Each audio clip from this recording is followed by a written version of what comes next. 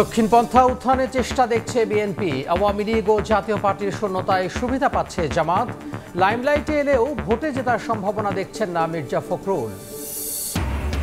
বাংলাদেশ পুনর্গঠনে কাজ করছে অন্তর্বর্তী সরকার। সহযোগিতা দরকার প্রবাসীদের। নিয়োগে প্রধান উপদেষ্টা। বিনিয়োগ বান্ধব পরিবেশ গড়ে তোলার প্রতিশ্রুতি। শেখ হাসিনার বিরুদ্ধে জুলাই হত্যাযজ্ঞ মামলায় সর্বশেষ সাক্ষীর সাক্ষ্য গ্রহণ। ট্রাইব্যুনালে দেখানো হলো 17টি ভিডিও।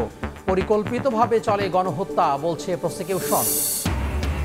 স্কুল ছাত্রী ধর্ষণের প্রতিবাদে খাগড়াছড়িতে সড়ক অবরোধ।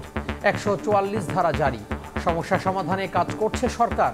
দুপক্ষের সঙ্গেই চলছে বৈঠক, জানালেন স্বরাষ্ট্র উপদেষ্টা।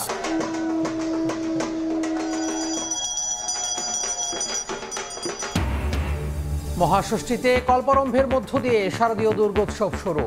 মণ্ডপে মণ্ডপে ভক্ত দর্শনার্থীর ভিড়। আইনশৃঙ্খলা বাহিনীর 70,000 সদস্য মোতায়েন।